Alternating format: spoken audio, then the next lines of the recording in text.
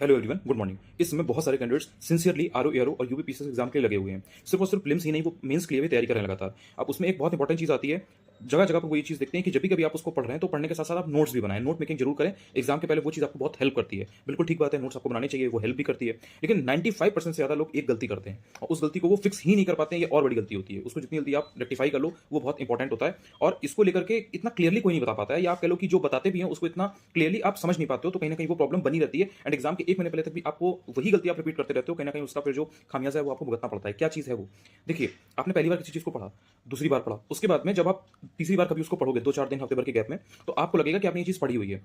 उस टाइम पर आपको ये लगेगा कि ये चीज़ मैंने पढ़ी हुई है, तो क्या इसका यहाँ पर नोट्स बना ले? आपको वो चीज़ पढ़ी-पढ़ी लग रही है, तो आपको लगेगा यहीं कहीं इसको नोट्स बना लेते हैं।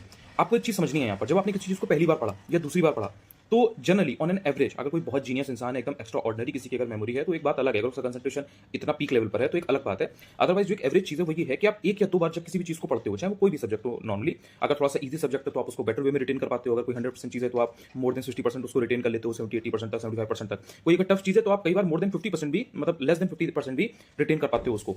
तो आपने जब पहली दूसरी बार में उस चीज़ को पढ़ा और 1-2 दिन बाद आपने उसको फिर से उठाया, तो आपको इनिशियली प्राइमा फेसी ये लगेगा कि ये चीज़ आपने पढ़ रखी है, आपको ऐसा लगेगा। तो उसको फिर ये डाउट आता है कि नोट्स बनाएँ या ना बनाएँ। देखिए, यहीं पर सबसे बड़ी गलती होती है। जब आपने पहली बार किसी चीज़ को पढ़ा या दूसरी बार किसी चीज़ को पढ़ा, तो दूसरी बार में जब आपने उस चीज़ को पढ़ा तो आप उस चीज़ से सिर्फ फ़ैमिलियर हो रहे हो। वो चीज़ आपको एकदम याद नहीं हुई है, वो चीज़ आप एकदम समझे नहीं हो। अगर कॉन्सेप्ट है तो ऐसा नहीं है कि वो कॉन्सेप्ट आपके दिमाग में एकदम बैठ गया है एंड आपने उसको कॉम्प्रिहेंड कर लिया है। आप सिर्फ उस चीज़ के साथ फ़ैमिलियर हुए हो, आप उसको जान पाए हो कि अच्छा ठीक है, इसमें ये चीज़ें हैं। बहुत सी चीज़ें उसमें ऐसी होंगी जो अगर हल्की सी घुमा दी जाएँ, अगर उसी क्वेश्चन को या उसी कॉन्सेप्ट को, उसी फैक्ट को इनडायरेक्टली पूछा जाए तो आप उसको गलत कर दोगे। आप उसमें गलती करने वाले हो। लेकिन जस्ट बिकॉज़ कि आपको ऐसा लग रहा है कि आपने उसको पढ़ लिया है, आपने अभी 2 दिन पहले पढ़ा था तो आप उसको पूरा जान गए हो। इस स्यूडो हैप्पीनेस के चक्कर में, इस स्यूडो सैटिस्फैक्शन के चक्कर में आप वहीं पर उसको और फ़ोकस के साथ नहीं पढ़ते हो और आप उसको नोट मेकिंग की तरफ जाते हो। आप उसको नोट करने की तरफ देखते हो कि इसको नोट कर लेते हैं एंड अगली बार इसको नहीं करेंगे। यही गलती होती है, ये नहीं करना है। आपने पहली बार, दूसरी बार किसी चीज़ को पढ़ा, उसको एक मौका और दीजिए। उसको 2 दिन के बाद, 3 दिन के बाद जब भी आपका रिवीजन का शेड्यूल है, तो उसको और पढ़िए। आपको पहले 2 से 3 बार, 4 बार, 5 बार, डिपेंड्स कि आपकी मेमोरी कितनी है, आप कितनी रिपिटिशन में उस चीज़ को बेटर वे में कॉम्प्रिहेंड कर पाते हो। अगर कॉन्सेप्ट है तो उसको आपको समझना है, अगर फैक्ट है तो उसको कॉन्शियसली आपको रटना है, कॉन्शियसली याद करना है। उसको कनेक्ट करना है किसी ऐसी चीज़ से जो आपको ऑलरेडी याद है। मनीमोनिक्स के थ्रू याद कर सकते हो। ये भी एक बहुत ईज़ी टेक्निक होती है। आपने कई बार सुना होगा लोगों को कि वो मनीमोनिक के थ्रू याद करते हैं। किसी ऐसी कोई चीज़ है, उसे उन्होंने कोड बना लिया या उसके थ्रू। तो वो आप अपने हिसाब से करो, किसी दूसरे के बताए हुए पे मत करो कि उसने बताया है। आप अपने हिसाब से देखो कि आपको कौन-कौन सी चीज़ें याद हैं एंड उसके हिसाब से आप चीज़ों को रिलेट करके याद कर सकते हो, डॉट्स को कनेक्ट कर सकते हो।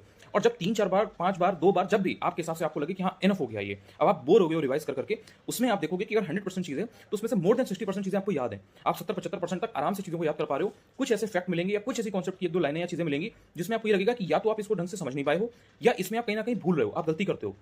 यहाँ पर आपको समझने में थोड़ी दिक्कत हो रही है। आप उतना कंफर्टेबल फील नहीं कर रहे हो। यही वो पॉइंट है जहाँ पर आपको नोट्स बनाना होता है। अगर आप ऐसे समझो, अगर एग्जांपल के लिए मैं आपको बताऊँ, जैसे घटना चक्र है हिस्ट्री की, या एनवायरनमेंट की बात कर लेते हैं। एनवायरनमेंट की थोड़ी पतली है, हिस्ट्री की तो इतनी मोटी आपने देखा ही है, 450-500 के आसपास पेज है। अगर आप उसका नोट मेकिंग करने की तरफ चलोगे, तो आपने किसी को सुना, आपने किसी को देखा, किसी टॉपर को आपने देख लिया, या किसी और को आपने किसी को भी देख लिया कि इन्होंने नोट मेकिंग की थी हिस्ट्री की, तो हम भी नोट मेकिंग करेंगे। इन्होंने घटना चक्र के नोट्स बनाए थे, हम भी घटना चक्र के नोट्स बनाएंगे। घटना चक्र के नोट्स आप बनाने बैठोगे तो आप हर एक क्वेश्चन लिखोगे, हर एक फैक्ट लिखोगे, आप हर एक चीज़ को लिखोगे। अगर जैन तीर्थंकर है तो आप 24 के 24 तीर्थंकर लिखोगे। अगर महात्मा बुद्ध जी के बारे में आप पढ़ रहे हो या महावीर जी के बारे में अगर आप देख रहे हो, तो आप पूरा का पूरा पढ़ोगे। जितने भी सुल्तान हैं, जितने भी मुगल्स हैं, जितने भी जो आपके मराठा राजा हुए थे, उनके बारे में आप सारी चीज़ें लिखोगे। तो ऐसे तो आप सिर्फ लिखते रह जाओगे, आपका एग्जाम पास हो जाएगा एंड आप कोई भी चीज़ रिवाइज नहीं कर पाओगे एंड आप एग्जाम में जाओगे, हर चीज़ आपको फैमिलियर लगेगी। आपको लगेगा कि आपने चीज़ पढ़ी है, लेकिन आप आंसर डिड्यूस नहीं कर पाओगे वहाँ से। ये क्यों हुआ? ये इसीलिए हुआ क्योंकि आपने उसको रिवाइज नहीं किया। आप उस चीज़ के साथ फैमिलियर तो हो गए। तो इसका सॉल्यूशन क्या होता है? देखो, सॉल्यूशन इसका हमेशा ये है कि जितना ज़्यादा हो सके पहले चीज़ को पढ़ो, समझो, याद करो। जितना मैक्सिमम हो सके, 1 बार, 2 बार, 3 बार, 4 बार, 5 बार, जितना हो सकता है कि आपको 10 बार में याद हो। तो अगर आप बहुत कमजोर हैं, अगर आपकी मेमोरी बहुत कमजोर है, या अगर आपने जैसे बहुत दिन से पढ़ाई नहीं की, तो आप देखेंगे जब आप स्टार्ट करते हैं, शुरू करते हैं, तो इन द वेरी बिगिनिंग आपको प्रॉब्लम होती है। आप उतना ईज़िली चीज़ों को रिटेन नहीं कर पाते हो। लेकिन अगर आप डेली बेसिस पे पढ़ाई करते हो, कंसिस्टेंटली लगे रहते हो, तो आप देखते हो कि टफ से टफ चीज़ भी जब आप कॉम्प्रिहेंड करने की कोशिश करते हो, तो आप बहुत जल्दी उस चीज़ को समझ लेते हो। ये ऐसा क्यों हुआ? क्योंकि जो आपके न्यूरॉन्स है, जो आपका दिमाग है, जो आपकी मसल मेमोरी है, वो उस चीज़ को बेटर वे में रिलेट कर पाती है। सो इसलिए डेली पढ़ो और रिपिटिशन जितनी जल्दी दोगे ना, उतना वो चीज़ आपकी शॉर्ट टर्म मेमोरी से लॉन्ग टर्म मेमोरी में जाएगी।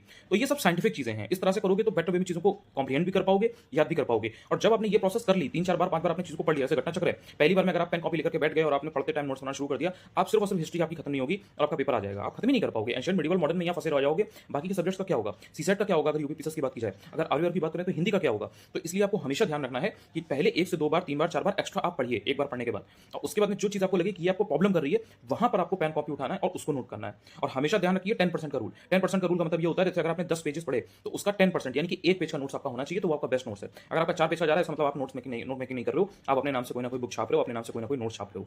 आपने अगर 1 पेज सपोज पढ़ा है, तो 1 पेज का अगर आपने 1 लाइन में नोट्स बनाया है शॉर्ट, तो वो आपका शॉर्ट नोट्स बेस्ट हुआ। अगर आप उससे ज़्यादा लिख रहे हो तो कहीं न कहीं आप रेप्लिकेट कर रहे हो उसी इन्फॉर्मेशन को, जो कि आपको नहीं करना है। It's just a pure wastage of time. तो ये चीज़ आपको समझनी है।